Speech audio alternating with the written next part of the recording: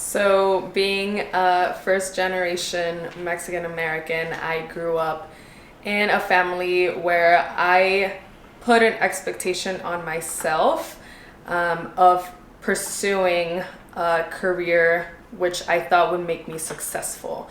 By successful, I mean the definition that my parents put onto that word. So for me, being successful was becoming an accountant, becoming a lawyer, becoming a doctor. So I pursued a career in accounting, and I very much followed that track to pursue that as my higher education. I started my career in Big Four accounting, and I remember all throughout college, that was my main goal. I need to start my career at a Big Four accounting firm in New York City because that would have meant that I made it. And I have always believed in the saying, if you can make it here, you can make it anywhere. But I remember my first week in my full-time job at a Big Four accounting firm, sitting in my chair and thinking to myself, really, is this it? And it's a very strange feeling because I think all those years leading up to that moment, you are working towards this sudden feeling of fulfillment or excitement or, yes, I made it and like, this is it. But for me, it was like, this is it. And after that, I was faced with a decision to make. Basically, suck it up and sort of turn a blind eye to that realization because I've put so much time, money, and effort into getting there, or face the truth and be like, I worked so hard to get here, but I don't like it. So what's next? I would say that you have to pick your battle and basically should choose the battle of pursuing your authenticity and your values, fulfillment, etc. But you need to be prepared for hardships and to give up something that you used to associate with success. So when I started my career in finance, to me, success was working in corporate America, in a nice fancy office, being able to talk about my job like it's so difficult for other people to understand and throw words like EBITDA and just all the perks and benefits that come from working at a corporation, right? Paid time off, health insurance, life insurance, dental insurance, all these things, a wellness allowance. I loved all of those things, the free team dinners, free lunches. But when you really put it into perspective, I loved all of that because I loved knowing that I was basically getting extra money or extra perks and extra prestige of like, I'm traveling for work. But if you're traveling for work, it's on the company, but you rarely, at least in consulting, you rarely get to explore. You travel, you're in a hotel room, and then you come back.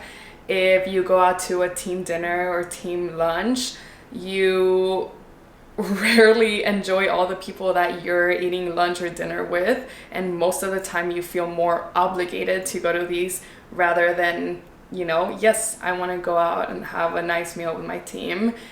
There are so many things like that a lot of people really like and really enjoy, and that is their true self. But to me and to Sophia, who was in finance currently at that crossroad, that was not it. I didn't feel like my authentic self, and I was feeling very disconnected from my personality and from my culture. And that was a deciding moment when I chose myself. So long story short, I would have told the Sophia from back then, choose yourself.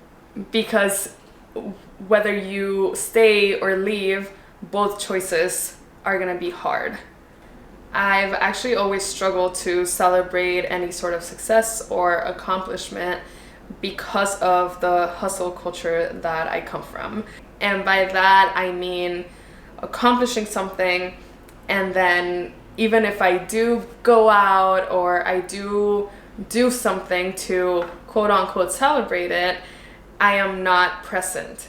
So I could be out at a dinner or having drinks with friends and family celebrating this big accomplishment, but deep down I'm thinking of what's next, what could go wrong, what do I need to be doing right now that I'm wasting my time, being out on. So it is very hard. I don't do it often, but that is truly something that I wish I could improve on and do more often, because it is definitely a stepping stone to getting to the next level. For me, the next level would mean that I am fully operating a nonprofit organization that I started from the bottom and being paid to do so. At the moment, that takes up a lot of my time and it does not pay me a salary. So I find myself doing a lot of freelance work to pay the bills. And this is also a big part of why I don't ever feel like I have the creative headspace for my own content creation. Even this video, I have been wanting to post on YouTube or post a video like this on a platform for months, and I'm barely doing it now. I think I'm actually very uncomfortable giving people advice about how to pursue something out of your 9 to 5, how to do it successfully, how to get through a period where you feel stuck. All these things are things that I don't think I handle well. And unfortunately, there are times where I feel stuck, or I get bad news, or I feel overwhelmed, and I cry it out. And in those moments, I sometimes feel a little bit like that girl that used to be in finance felt when I was like, this is not for me. And that happens a little too often, where I'm crying and I'm like, who do you think you are, thinking that you can do this? And I think I talk myself down a lot at times. So I have very mixed emotions about sharing these kinds of things, because as a content creator who shares a lot of her life, people tend to see a lot of the good things. And for me to share these feelings, it feels a little hypocritical, because I'm constantly like, you can do this. If you're miserable in your job, quit. If you want to pursue your passion, go for it. All these things that, I try to be transparent, but I'm not always as transparent with how hard it can really be. And I don't think many people really do that, because it's hard to share really how disappointing it might feel, actually.